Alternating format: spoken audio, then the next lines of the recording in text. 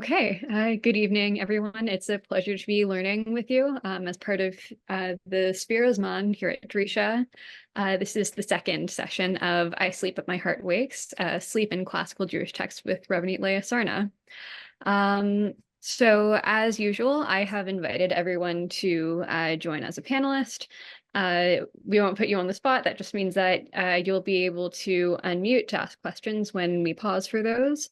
In between those moments, you can put any questions you have into the chat here or the comments on Facebook Live, and I'll make sure that those get to Rabbanit Sarna. I think that is all on my end. Awesome. Thanks so much. Okay, hi everyone. So once again, I'm going to be sharing my screen. We're going to pick up where we left off last week. So we're still in the categories of sleep section at the beginning. And then it's actually so great that that bled over into this week because it's going to really transition so nicely into a interesting exploration of King David's sleep habits, which the Gemara in Brachot is really interested in. This actually dovetails. Rabbi Silber was teaching about King David and the Gemara recently, so it dovetails with some of his teaching. So if you want to find that, you can go into our archives if you love what we're learning tonight and you're like, I want more King David and the Gemara. So just want to plug that exists. And on our new website, we have a really great and easily accessed library function. Finally, I know, it's so exciting. So you can find all previous Drisha classes and learn up. So I just wanted to sort of take the opportunity to mention that because our staff put tons and tons of work into this new library, and it's just so fantastic and easy to use and a great way to access Rabbi Silber's amazing Torah. So anyways, I'll be sharing my screen. What that means is that if you want to put a comment into the chat, I super welcome it, but I'm probably not going to be able to see it, which means that either you'll put something into the chat and then it'll be Maxine's job to interrupt me and ask it, or you can be brave and you can interrupt me. And I promise I will not be offended. And if it's the wrong time, I'll just be like, oh, I so want to hear what you have to say, but I need a second.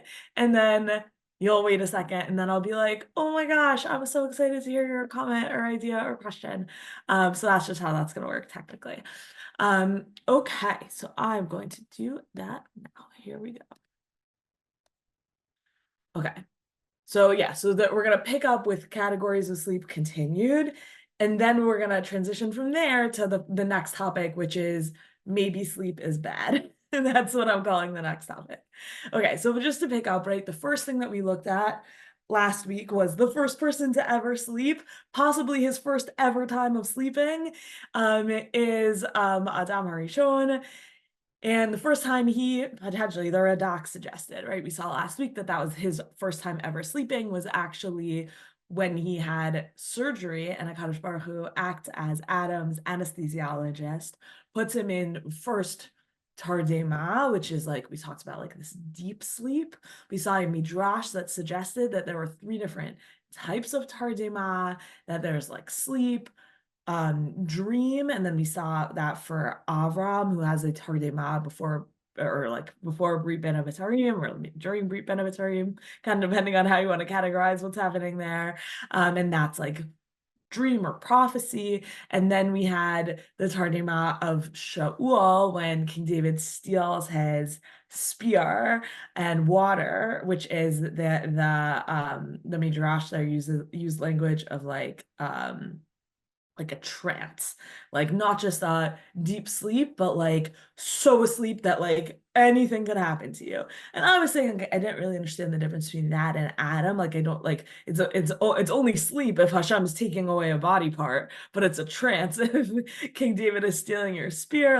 Anyways, it didn't totally make sense to me, but that's what the Midrash puts forward. And we saw also this complex of sleep, dream, prophecy, death, Shabbat, those terms all kind of coming together.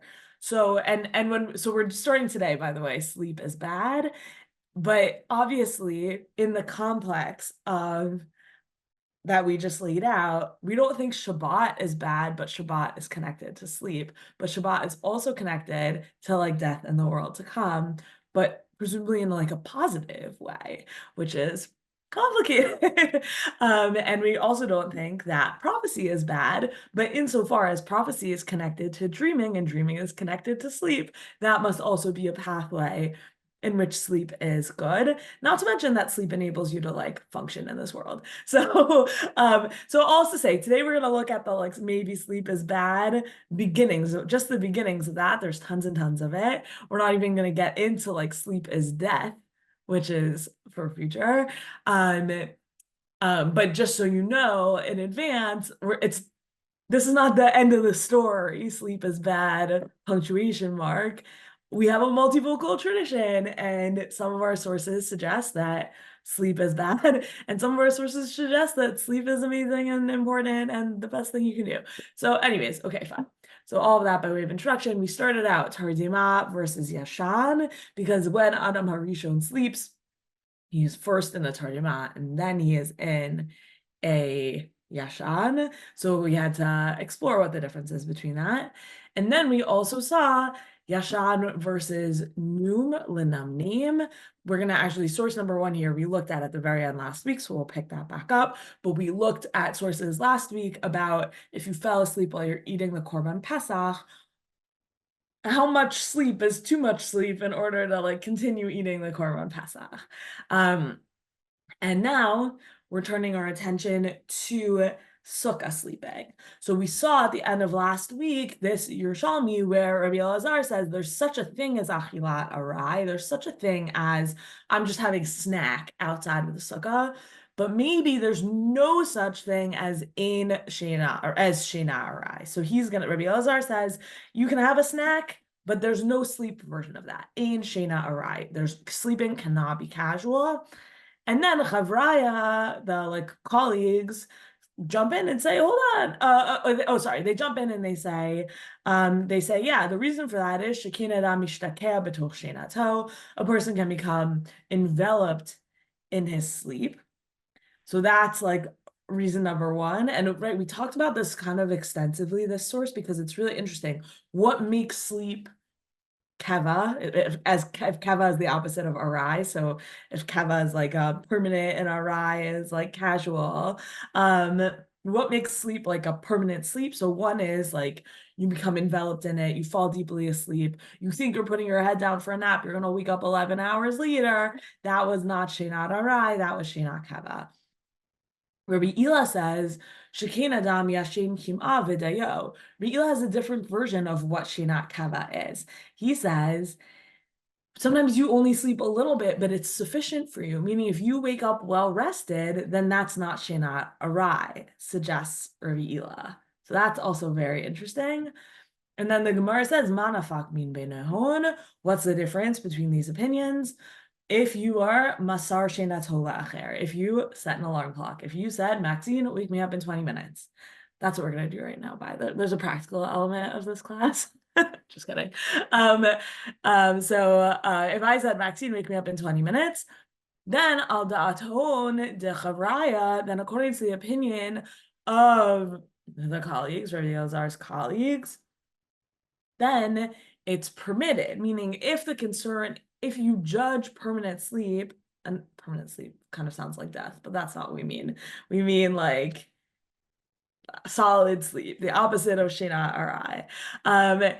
If you count it by minutes, then setting an alarm clock works. But al dat Rabbi Ela, but if you say it's about quality, not quantity, then setting an alarm clock doesn't work because maybe 20 minutes, I'm going to get good enough sleep to fulfill what I need, and I'm going to wake up super well rested. And so the masar shinatola acher, the appointing Maxine to wake me up, is not going to help because it's about quality. And having someone wake you up after a certain amount of time has no bearing on the quality of the sleep that you're about to get. Okay. So that was the Yerushalmi. Here's the Bavli. The Bavli has a more extensive conversation. So it's Nur Banan. We have a Braita, Ochlim, Achilat, Arai, Chutz L'Sukkah, Ve'ein Yeshinim Shena Arai, Chutz L'Sukkah. So the Braita says you're allowed to eat a casual meal, you're allowed to snack outside of the sukkah, but you're not allowed to have a casual nap outside of the sukkah. My taima, why?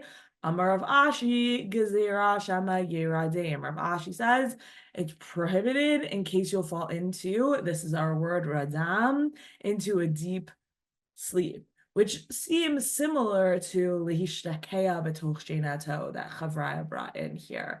And that's sort of interesting. Lihishtakeya is like, to like sink into it. And maybe that's a piece of like the feeling of Yeradim.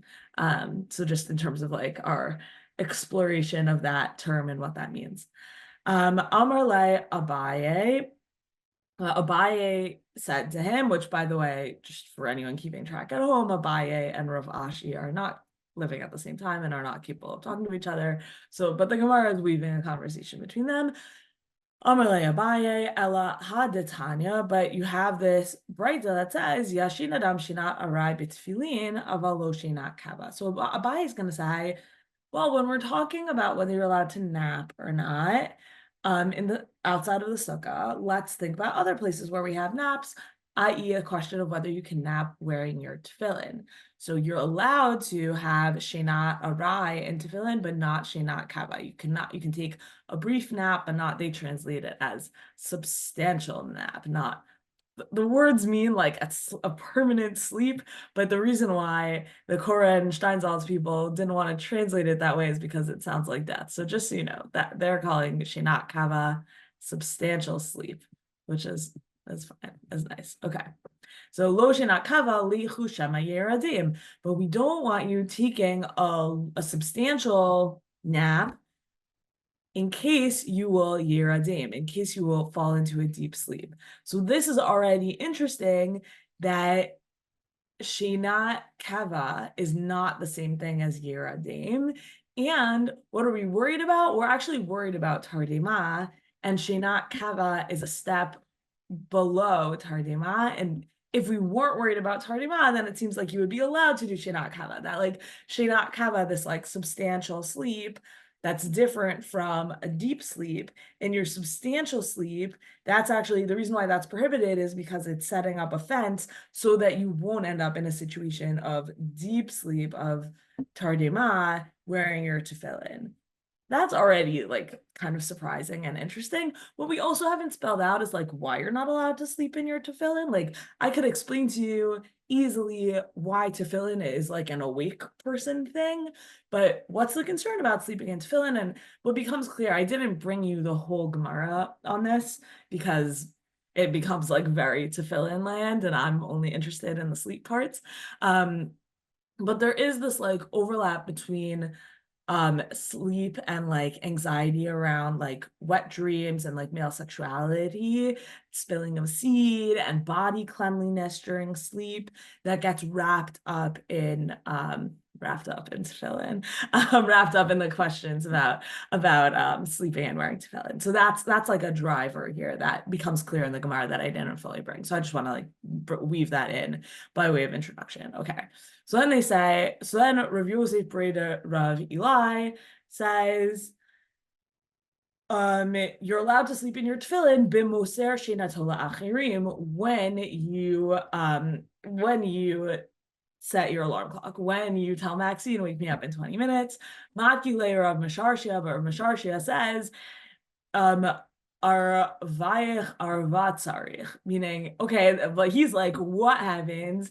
You're like, your surety needs a surety, is what he says. So, right, like I need, if Maxine is my alarm clock, who's going to wake up Maxine when she falls asleep? So I'm going to say, Maxine, wake me up in 20 minutes. And she's going to say, okay, Randy, make sure I'm awake in 20 minutes to wake up Rabbanit Leah in 20 minutes. Right. And then like his point, or Masharshia's point, is like humans are unreliable.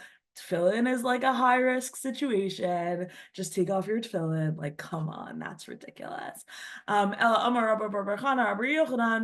Here's what you can do. Meniach rosho bein birkav askinan. You can put your head between your knees, and then you for sure won't fall asleep.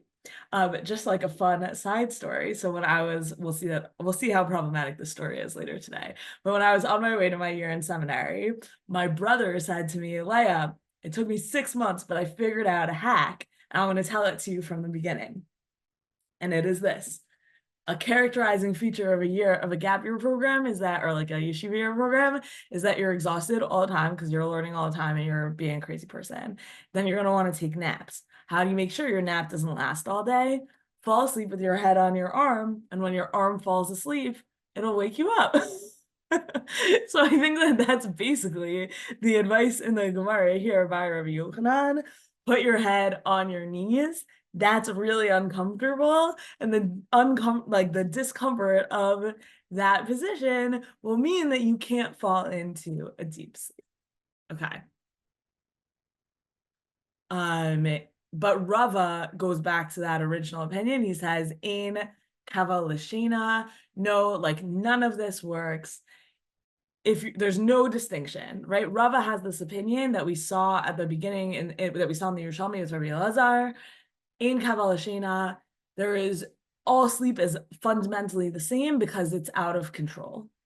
So meaning, even though we're talking about categories of sleep, we do have the strong voice, both in the Bavli and the Yerushalmi, that says like sleep is like uncontrollable. There are different types of sleep, but they can only be labeled retroactively. You can't go to sleep expecting to have a certain type of sleep. That's not how sleep works. Unlike a snack where you're like, here's my plate, here are my 5 pieces of celery, I'm having a snack. You can't say, here is my nap, it will be brief, goodbye, because that's not reliable in the same way, because once you're asleep, you don't have cognitive control over what happens while you're asleep in Kabbalah Shena. So it doesn't mean that Rava thinks there are no categories. It means that you can't rely on what kind of category of sleep you're going to have going into it, which means then like the ramifications for Rava would be you can't take a nap outside of the sukkah, you can't sleep in your tefillin ever, all of that stuff. Okay. But then now we've had, this gets to be really fun. So now we've used all these terms in the Gemara, Shenat Kava, Shenat Arai, which are not terms that appear obviously in Tanakh, where we have Tardema, we have Yashan, we have Lanum, Hine lo Yanum v'lo Yishan, right? But we don't have Shenat Kava, Shenat Arai. So the Gemara has to define its terms. So then it asks, the Kama Shenat Arai, what's the duration of a nap? Which is such a great question.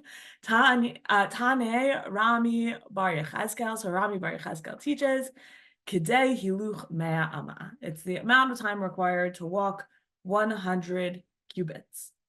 100 cubits is not very far. This is a cubit. So it's about 100 steps. That's just not very much time. Like that, I don't even know. I'm sure people who track their steps better have a better sense of like what the step to minute ratio is. But I feel like 100 steps is probably like 2 minutes. I don't know, maybe 3 minutes.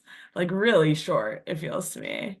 Tanyanami Hachi, and we bring another braita to this effect. V'kama shenat arai k'dei hiluch me'ama. So the same thing now, just we have a different braita, but says how much is shenat arai? It's the amount of time it takes to walk 100 cubits. Okay, then Rav comes out against napping in general. So Amar Rav, Asrul Adam Lishan Biyom Yoter Mishinat Hasus. Rav says it's prohibited for a person to sleep during the day longer than the duration of the sleep of a horse. Okay. So now we have another category. We have sleep of a horse. Vakama Shenat Hasus, and how much does a horse sleep? How long is the duration of the sleep of a horse? Shitin Nishme, 60 breaths. Also very short.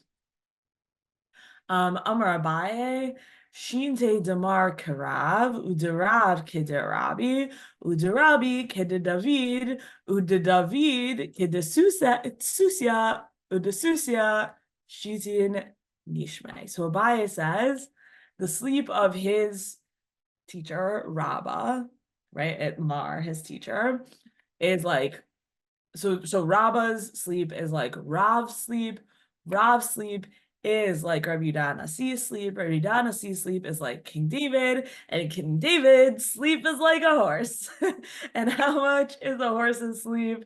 It is 60 breaths. So This I think is actually, it sounds ridiculous, this line, but I actually think it's important because what it does is this is like Abaye's almost like inheritance. Like, let me list everyone I respect. My teacher, Rav. Rav reminds me of Rabbi Yehuda Nasi, and Rabbi Yehuda Nasi is like King David. These are all the people, if I'm Abaye, these are all the people that I want to be like. Oh, and how do those people sleep? Those people sleep like a horse. Abaye is saying, I want to sleep like a horse too. Um, and that's a problem because Abaye doesn't sleep like that. So the Gemara says, Abaye hava naim kedima'ayel mipupadita ube ube. So Abaye would sleep during the day for a period equivalent to the time it takes to enter from pupadita to be kuve, which is like a while. Karyale Rav Yosef ad matai atzel tishkav matai tashuv takum mishenacha. How long will you sleep, sluggard? When will you arise from your sleep? And we're going to look at, we'll see this inside in Mishlei later today. But Abaye, like all of Abaye's teachers, like don't need sleep. They sleep like a horse. They just like in, out, okay, boom, done, sleeping over. And Abaye is a sleepyhead, and his colleague Rav Yosef makes fun of him for like how much sleep Abaye needs. And hopefully what this sort of provides you with also is like an insight into, I mean, for those of you who have like spent real time in a yeshiva, like especially if you did that when you were 18, then anyways, this is familiar to you. Like you've been in a yeshiva where like the Rosh Yeshiva is there from like sunrise through to the middle of the night, and you're like, when does he sleep? Like that conversation around balancing sleep and learning is very much alive in every yeshiva today. And like 18-year-olds are watching their teachers working really hard and being inspired by that, being like, I want to also not sleep so that I also can learn Torah all the time. And here we're seeing it kind of, we're seeing this figure of Abaye really struggling with it. We're seeing Abaye saying, wow, all my role models don't sleep, and my friends make fun of me for how much I sleep. And like, it's actually kind of sad, I think. But also just like wild to see that playing out in the Gemara and Sukkah when like I can envision that conversation amongst my friends in my cafe, like at McDonald's. So that's also just kind of like amazing. Okay, so now that we've talked about King David and we've talked about King David sleeping like a horse, now we're gonna look at the Gemara we're gonna start the Gemara in Brachot here. So just on our like Mitnam name, here's Rabbi Zera about King David. Rabbi Zera Omer, Ad Chatzot Alayla Haya Mitnam name Kasus, Mikan Ve'ilach Haya Mitgaber Ka'ari. So until midnight, King David would doze like a horse. Horses, they doze and they breathe 60 breaths while they're dozing. They never really sleep deeply. And then he would get up at midnight and he would gain the strength of a lion. By the way, this idea of mitgaber ka'ari hopefully is familiar to you. Those are the first words of the Shulchan Aruch. What are you supposed to do? First thing in the day, mitgaber ka'ari lamud b'boker, right? So you stand up, like powered like a lion to stand before God in the morning. That's the Shulchan Aruch's opening salvo of how a person should begin their day. And King David, he did that starting at midnight. And Rav Ashi says, actually, Ad chatzot halayla haya osik b'divrei Torah mikan ve'ilach b'shiro v'tishbachot.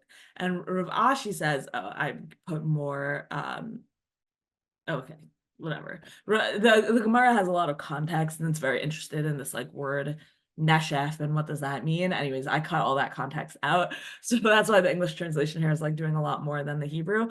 But Rav Ashi's imagination of King David is King David never slept, right? So Rabbi Zera has King David napping, mitnamnim. That's the only type of sleep King David does. And in Abaye's imagination, all the cool people throughout history that he wants to be like, they were just mitnamnim. They were just sleeping like a horse.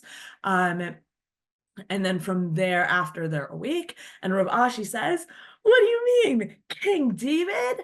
He didn't sleep at all. He learned Torah for the first half of the night, and for the second half of the night, he gave praise to God. That's Rav Ashi's vision of King David. King David never slept. But we'll continue that in a second.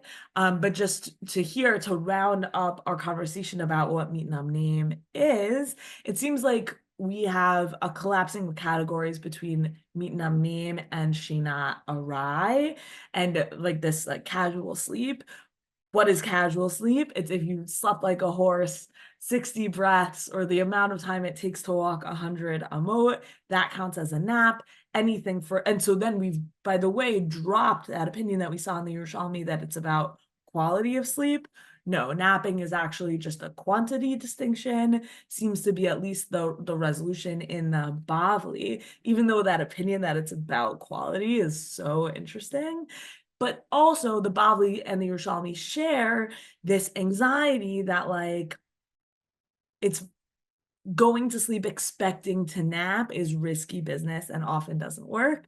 But then you have people trying to game it. So you have people trying to say, okay, going to sleep, attempting to nap, do it in a really uncomfortable position and it'll work or something like that. But there's still a lot of anxiety, especially in high stakes situations like falling asleep outside of your sukkah on sukkahs, or falling asleep with your tefillin on, where you really don't want to fall into a deep sleep.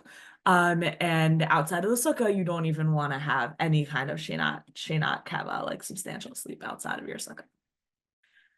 Okay, so in terms of our categories, again, so with Torah words, we have Radam, Yashan, Noom, so like a deep sleep, a normal sleep, and a napping kind of sleep. And then we have also these kind of like Talmud words of Shinat Kava and Shinat Arai, which might map onto Shinat Kava onto Yashan and Shinat Arai onto Noom. So just as we're like mapping out what all these different words might mean. Okay. So now we've talked about King David. There's like a lot more King David. And I think in the conversation of like, is it good to just sleep a little? So we've already started to see that conversation, because I think that conversation is basically like the conversation about sleep. And like, is it good or bad to just sleep a little? And King David becomes this paragon of just a little sleep. And we know about King David's sleep habits because he hints at them like throughout Tehillim. And so we'll see some of that. Okay, so but the Gemara in Brachot, right at the beginning of Brachot, so what the opening question in Brachot, right, is Me'imatai Kriyat Shema Ba'aravit, when can you read the nighttime Shema? But then also when is the like so that's the beginning time, and then also like when is the last time for Shema at night? And in order to determine the last time for Shema at night, you have to be able to tell time at night. And that's actually really difficult, right? During the day, you can tell time by the sun, but at night, knowing, like, we have this idea of Chatzot Halayla, it appears in Shmot, right? Moshe says, or like, Vayhi v'chatzi halayla, Hashem is gonna kill all of the firstborns, and then like you're gonna be free, and that's really exciting. Okay, so we have a concept of chatzi halayla, but in like people's who aren't, let's say, God, lived experience, can they actually tell when chatzot halayla is? And we never think about this because we just like look at my zmanim. Okay, when is chatzot? Great, I have to like eat my afikomen before then, right? Like we have practical halachot that revolve around chatzot halayla, that revolve around knowing what is the middle of the night. And we don't think about the fact that like without a timepiece, there is no natural way to know when that is, especially if it's cloudy. Because maybe you can know like moonrise and whatever, you can watch the constellations throughout the night, get a feeling for it. But yeah, challenging to know the distinctions in the night, and yet the Gemara assumes that we do know them and gives some like natural assumptions about when they are. So like the beginning of the last shift, well, that's like the night maybe is divided into three ashmorot, three shifts. The last shift, like the donkey starts to bray and your baby wakes up wanting to eat, which I also think is like so great. We have this language of like, my baby slept through the night, and the Gemara just assumes like, no, babies wake up in the night. Which is true. Anyways, okay, so that's like the driving question of this Gemara is like, how do we know what time it is at night? And so then we have this tradition. Amar Rav Oshaya, Amar Rabbi Acha, Hachi Kamar David. This is what King David said about himself. Meolam lo avar alai chatzot halayla b'shena. Midnight never passed me by in my sleep. I was always, right, awake like a lion at midnight. And then the Gemara says, V'David mihava yada palga delela emat. Could King David actually know when it was midnight? And then they say, Hashda Moshe Rabbeinu lo havayada. Moshe Rabbeinu actually didn't really know when midnight was. Dichtiv kachatzot halayla ani yotzei b'toch mitzrayim, because Moshe says about midnight. Kachatzot halayla, I'm gonna go out of Egypt. My kachatzot, what does it mean? About?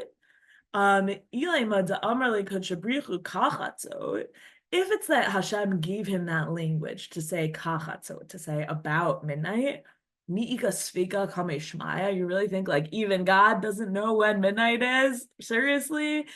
Ella da amarle bachatzot. Rather, it has to say God said to Moshe bachatzot at midnight. Va'ata ihu, and Moshe came along. Va'amar, and he said kachatzot. Moshe changed it to kachatzot, about midnight. And what does that tell us? Alma misfigala. What that tells us is Moshe was anxious. Like, I don't know exactly what midnight is. About midnight. So then the Gemara says, misfigale.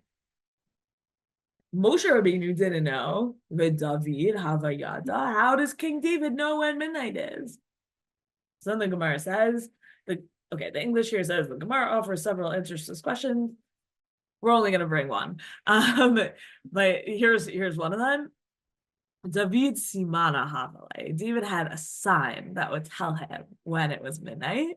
The Amar Rav Acha bar Bizna said, Amar Rabbi Shimon Chasida said, Kinor hayat talui lamala mimitato shel David. A lyre hung over David's bed. V'kivan shegiach chatzot laila, and when it was midnight, ba ruach tzfunit, a wind would come from the north. V'no shavet bo, and it would blow on it, and uminaged me'ilav, and the lyre would play some notes on its own. Miyad have omid. Oh, miyad haya omid ve'osik b'Torah ad she'ala amud hashachar. And immediately David would get up and he would learn Torah until sunrise. Kivan she'ala amud hashachar, and once it was sunrise, nichnesu chachmei Yisrael atzlo, all the wise sages of Israel would enter. Amrulo Adoninu Hamelech Amcha Yisrael Tzrichin Parnasa, and they would say, "Our master, our king, your nation requires sustenance." And I think that context is actually so interesting, because here in the Gemara, with that context, why is King David learning Torah between midnight and Amud HaShachar, like midnight and dawn?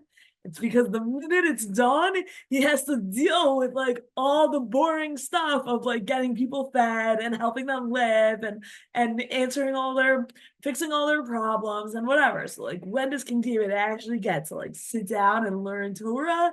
King David gets to sit down and learn Torah at midnight. So like, okay, so does that mean that other people need to do that? No, you have the privilege of learning Torah during the day. You can learn Torah during the day.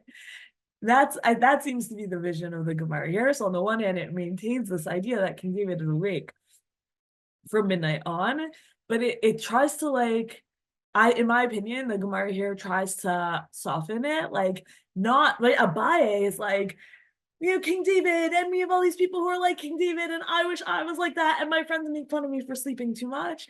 And here we have King David being like, I have to do this because at dawn they go walk into my room and start bothering me about how they're gonna eat and how we're gonna live and all this gashmia stuff. And I just want to learn Torah, and I can only learn Torah from midnight to dawn. It seems to be kind of the vibe of the Yerushalmi, of the Babli, sorry. The Psikta Rav Kahana has a slightly different version of this story, which I think then gives a kind of different read on, is sleep a good thing or not? I feel like there's stuff happening in the chat, but I'm There's not. there was one comment from Sarah Aratin. I'm sorry if that's not how you pronounce your name. But she says that the description of King David's learning schedule is similar to how the Rambam describes his schedule. Yeah, in that letter to his translator, Ibn Sivon, I totally was thinking that. Thank you, Sarah. Also, great to see you. I'm fun to learn with you. There's some like scholarship about that letter that suggests that all like, okay, so just for everyone else, the Rambam writes this letter to his translator, being like, I'm so busy, my life is insane. I wake up at this time, I go and work in the I do like doctory stuff, and then people come in and they bother me, and and I do that every day, and I never sleep, and I never eat, and I never live. And even on Shabbos, blah blah blah. Anyways, the scholarship on that letter seems to be that he's just trying to discourage his translator from coming to visit him, and not necessarily that is actually what his life was like. But it is a great letter, and if you're ever he doesn't exactly talk about like the quality of his sleep, which is why for the purposes of this shiur I did not bring it in. But I taught a series about rest as opposed to sleep, rest, for a different in a different setting, and we talked about that letter and like what it represents in terms of values, and that was definitely something that we brought into that conversation. Yeah. So thank you for pointing that out. It definitely does, but I agree with you that it's a quite similar vibe to King David being like, the only time I have to learn is from midnight until dawn, because otherwise people are just bothering me all day. And that's very much the Rambam's like, why are people bothering me all the time? And like, you, my translator, do not come here and bother me more. Definitely the feeling there. Okay, so let's look at this parallel in Psikta Rav Kahana, because I think it with that context of like, does this apply to me?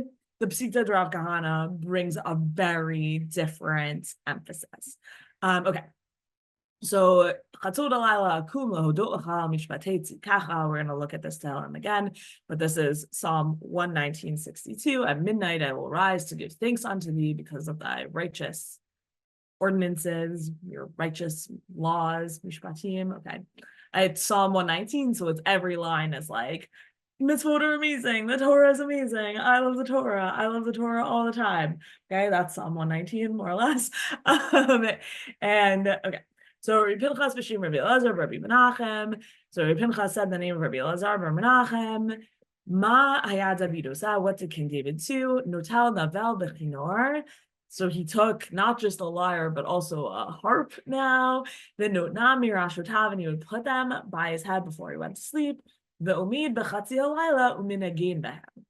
And he would wake up in the middle of the night and he would play them. So this is not the instruments waking him up. This is him waking up and having a jam sesh in the middle of the night.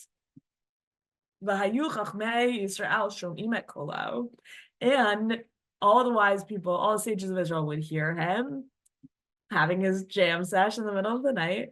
And they would say, "Mine David HaMelech hu osik b'Torah, anu al achad kama b'chama, v'nimtzu kol Yisrael asukim b'Torah." So they would hear King David wake up in the middle of the night, and he'd be playing all his instruments, and they would say, instead of calling the police with a noise complaint, they would say, wow, King David is playing his harp and singing to God in the middle of the night. We are so inspired. We too should be learning Torah. And they would wake up in the middle of the night and they would also all be learning Torah in the middle of the night.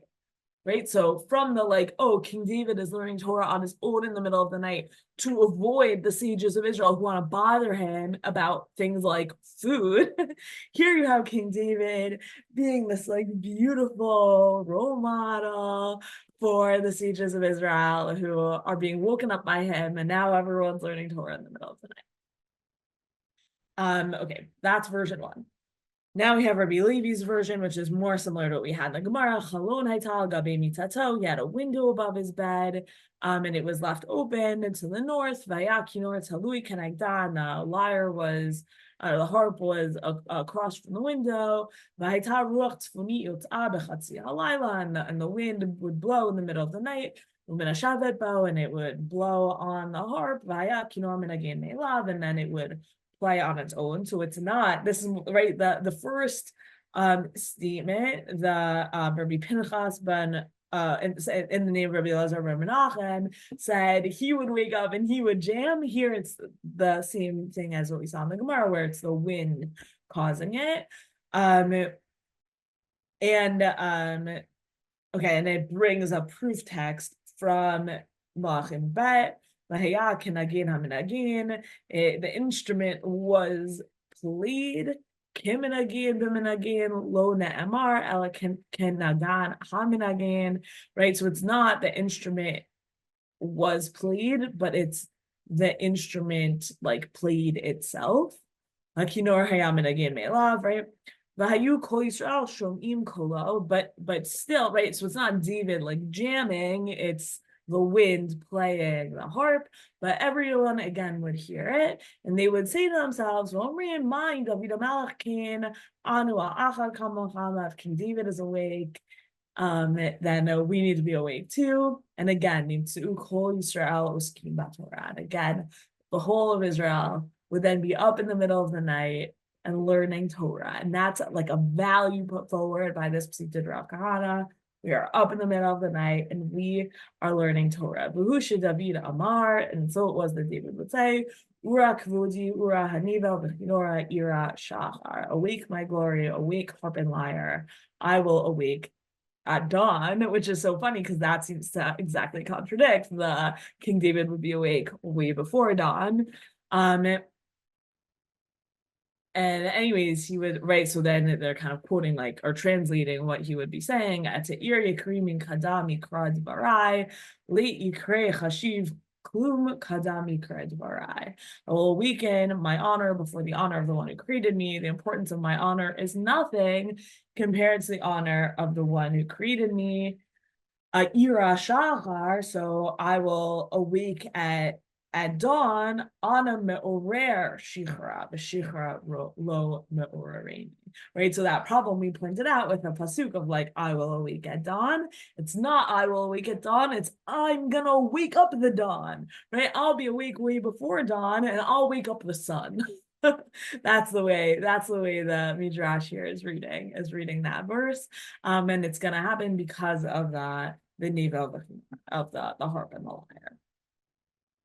And then, like, oh, it's as if like the Midrash understands, which is good. It's likely even, right? The Midrash understands waking up is really hard and really exhausting. Why is King David doing this? And so we put into the voice of the Yetzer Hara. Yitzro Hara Margizo. It's his evil impulse would pester him and say to him, Vomerlo, David, Darkan Shamlachim, Hashachar Me'oran. David, it's the custom of kings that the dawn wakes them up. They don't wake up before dawn, and you say, I'm going to awaken the dawn. And then also the Yetzer Hara says, it's actually the custom of kings to sleep until the 3rd hour of the day. We see that when the Gemara, the Mishnah and Gemara are talking about what's the latest time in the day that a person can read Kriyat Shema. So that's Shaloshot, that's 3 hours. And and you say at midnight, I will rise to give thanks to you. Like, so right here we have not just these ideas of King David waking up in the middle of the night, inspiring everyone else to wake up at Chatzot Halayla with him to learn Torah, number one. And we have this voice saying, hey, King David, like, this isn't necessary. And who does that voice get ascribed to? That voice is the Yetzer Hara. So when you hear a voice inside your head saying, I'm so tired, I need more sleep, this Midrash, and I can do it, I can swing it, my schedule can make it work. Like this Midrash is saying, Oh, you hear that voice? That's the Yetzer Hara. That's your evil inclination. The voice that wants more sleep, not a good voice. Don't listen to.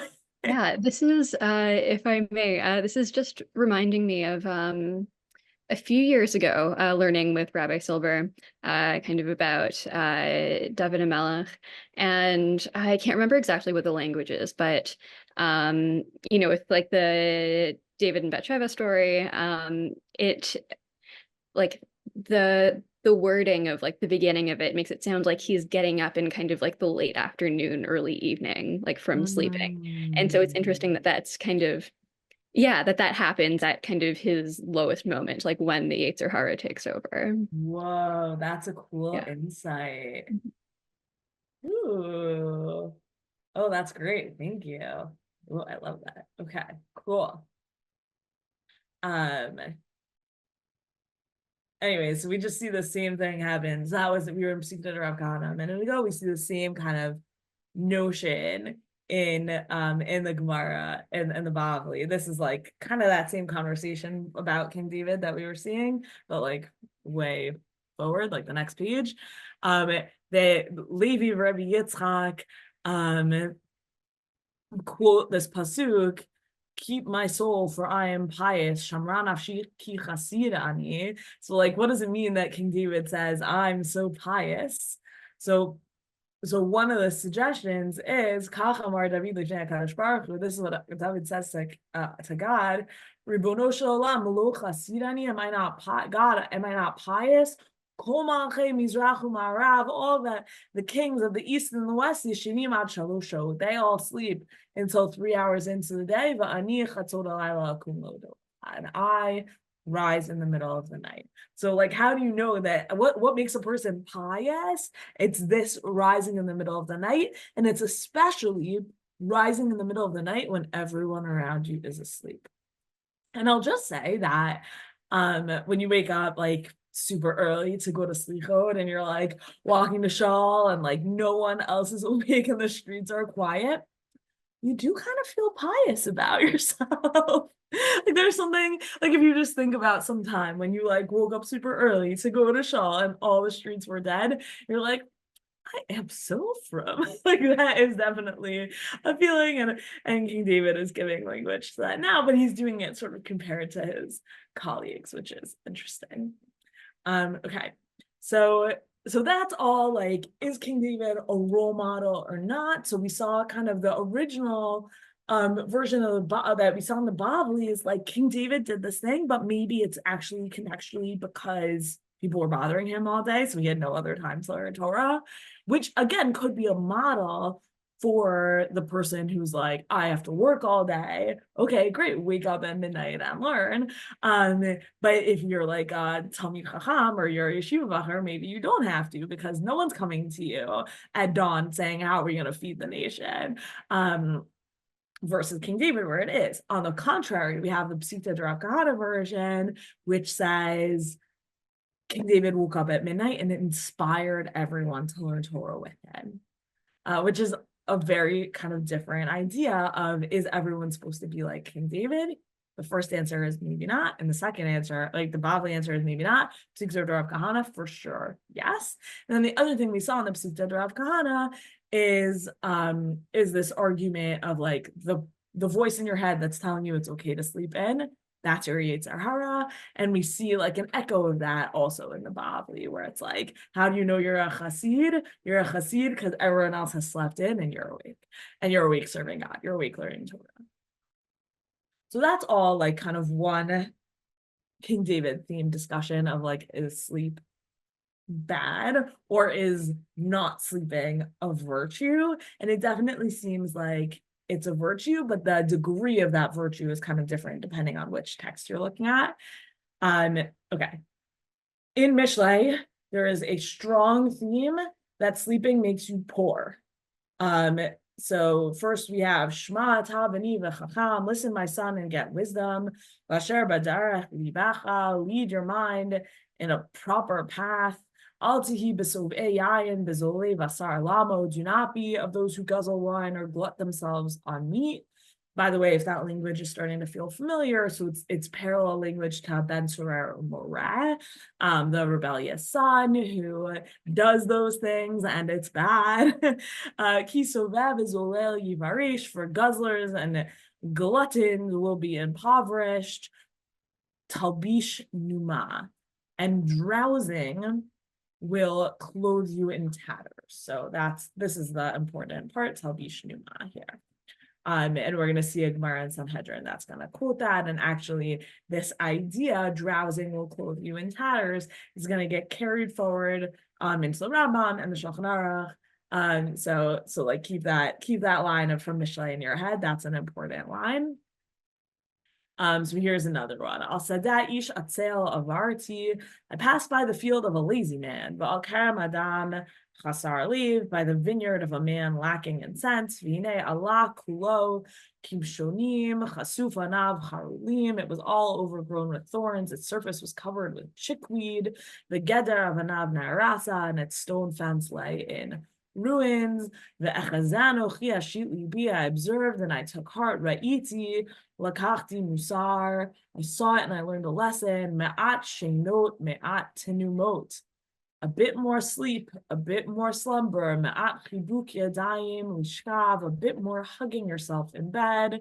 Uva mitalich reishacha umachsaracha keish magin. And poverty will come calling upon you and want like a man with a shield. Meaning, if you sleep a lot, you will be the lazy person whose field is full of weeds and whose walls are falling down. Get up and garden and plant food and you will survive. And your fields will not be full of weeds. And then again, right, this is a very like, you can literally see like this phrase is the same as the one from chapter 24. Ad matai atzel tishkav. How long will you lie there, lazy bones? We saw this. This is what Rav Yosef said to Abaye earlier. This verse. How long will you lie there, lazy bones? Matai takum mishenatcha. When will you wake from your sleep? Me'at shenot me'at tenumot. Right, we saw that already. We saw that here. Ma'at chibuk yadayim lishkav uba kimehalech urshacha u'masaracha ki'ish magin. So literally the same two verses as we saw before.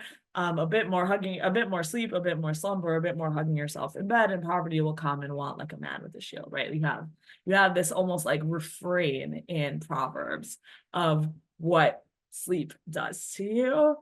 If you say, I just want a little bit more sleep, a little bit more snuggling in bed, a little bit more just lying here, poverty will come and then you will not have anything to eat.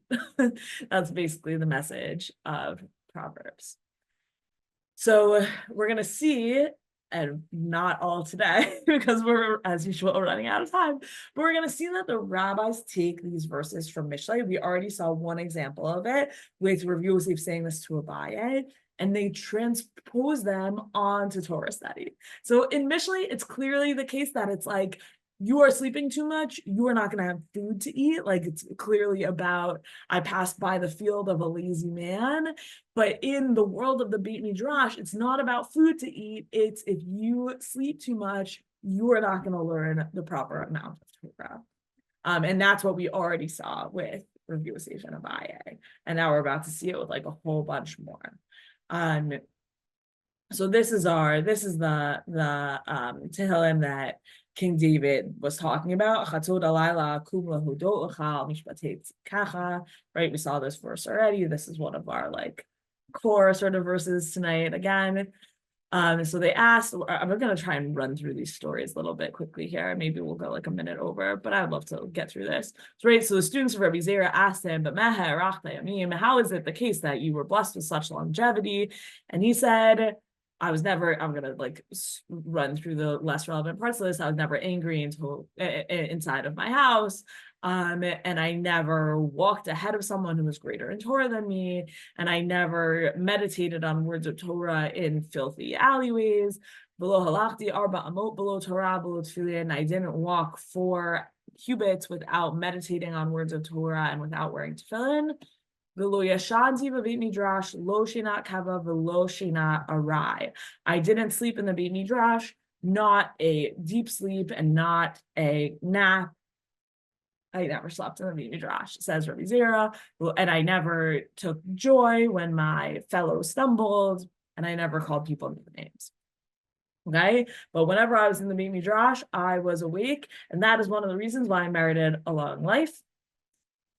Here in Sanhedrin, we have this similar thing. Also, Rabbi Zera. Rabbi Zera is our big, like, don't sleep in the Beit Midrash guy. So we saw this verse in Mishlei, Ki sovev ezolel yorish, ukraim talbish numa. Drunkard and glutton shall come to poverty, drowsiness shall clothe a man in rags. Amar Rabbi Zera, kol yoshim b'Beit Midrash, turato na'asit lo karaim karaim. Shenamar Ukraim Talbish Numar. Zera says, anyone who sleeps in the Beit Midrash, his Torah becomes rags. His Torah becomes tattered, torn pieces. If you're asleep in the Beit Midrash, you're not actually going to remember. Like, I like the language of Karaim. Like, I was falling asleep in Shir, and I heard like every third word, and I tried to put them together, but ultimately it's tattered, right? Ultimately, there are holes in the Torah that I was learning. That just feels really reasonable to me. So you might be reading these and say, okay, doesn't that seem like an argument for getting a lot of good sleep at night? Because then you'll be able to stay awake during the day in the Beit Midrash, both of these statements by Rabbi Zera.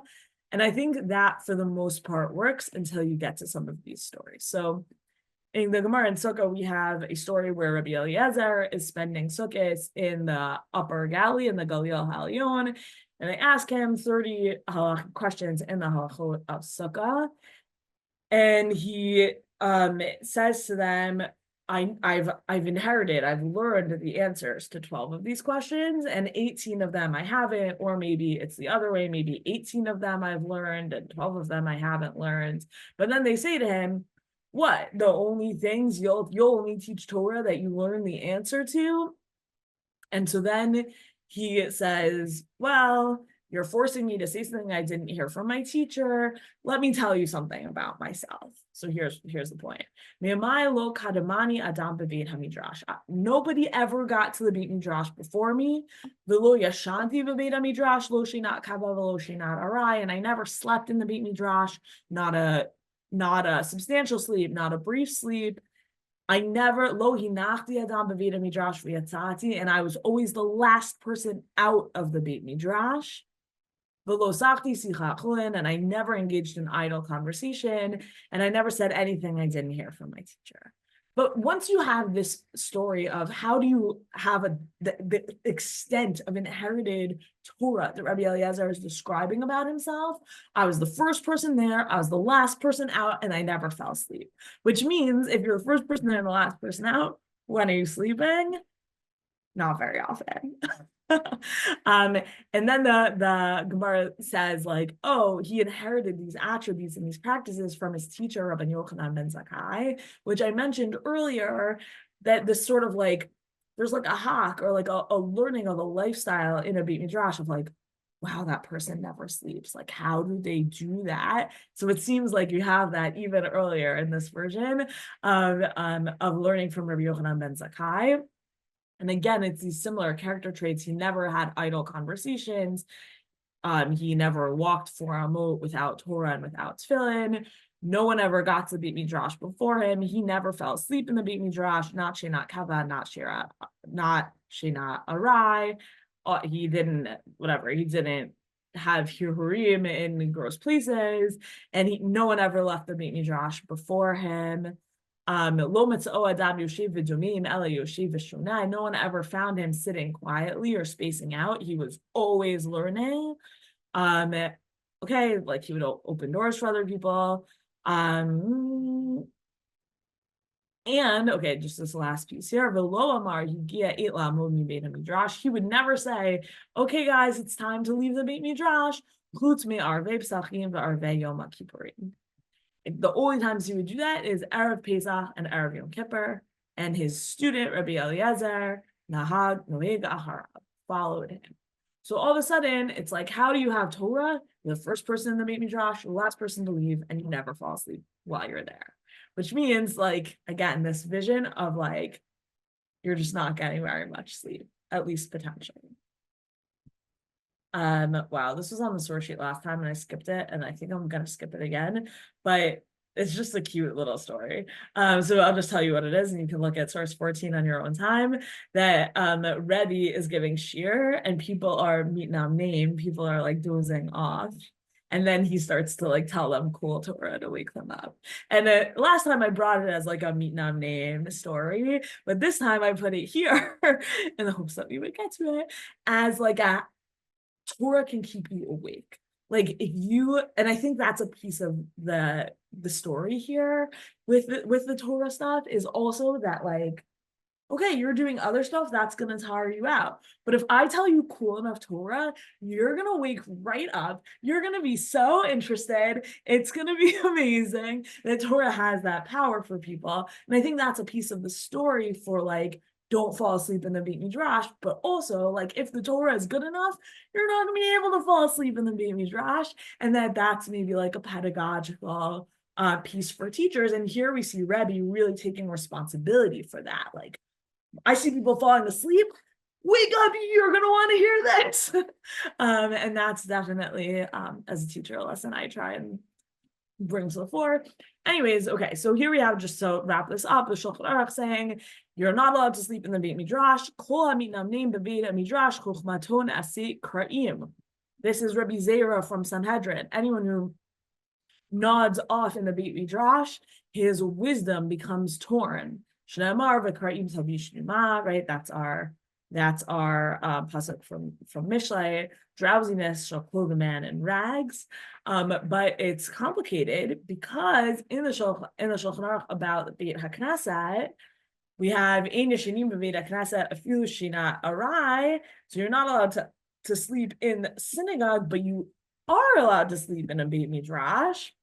Complicated. And then, but it seems like that might be a different, okay, anyways.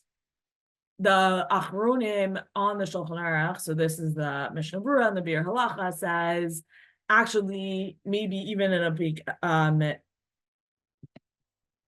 he says, an Arbate Midrash where we daven, you're probably not even allowed to sleep there, but maybe you are, kind of unclear. And the Shach says, yeah, actually, Shena Arai, maybe you are allowed to nap in Bate Midrash today. And when Rabbi Zera says you're not allowed to, that's Midat Chasidut. That's you want to go above and beyond and not nap in the Beit Midrash. Okay, that's good, but Medina Mutar. But actually, like the letter of the law, you're actually, yes, allowed to nap in the Beit Midrash. So just to like say that these Gemaras about all these rabbis saying I never napped, it's actually interesting to say like, well, once you're asking, not tell me about the character traits of Rabbi Yochanan ben Zakkai, but much more tell me the halacha of this space. Well, once you have the halacha of the space, well, maybe you are allowed to take a nap in a Beit Midrash, but midat chasidut, like you want to be like Rabbi Yochanan ben Zakkai, do not nap in the Beit Midrash. And at the same time, right, we had Rabbi Yochanan being like, oh, I know how to take a short nap, like just nap on your knees and then it'll be a short nap. So clearly we have people really struggling to stay awake in the Beit Midrash. We saw Abaye struggling to stay awake in the Beit Midrash, but a real sense that like the person who sleeps in the Beit Midrash doesn't become a good rabbi because their knowledge is torn and has all these gaps. And so then again, we said this already, but like two potential reads of that, one read being, well, then make sure you get good sleep at night, and another read being, make yourself a person who doesn't need to sleep that much. We'll see next week where we go with that. So thank you everyone for joining. Sorry we went a couple of minutes over, and looking forward to continuing next week. Okay, thank you so much. Yeah, just since we went over, I won't do my whole closing thing, but yeah, looking forward to seeing you again next week. Thank you so much.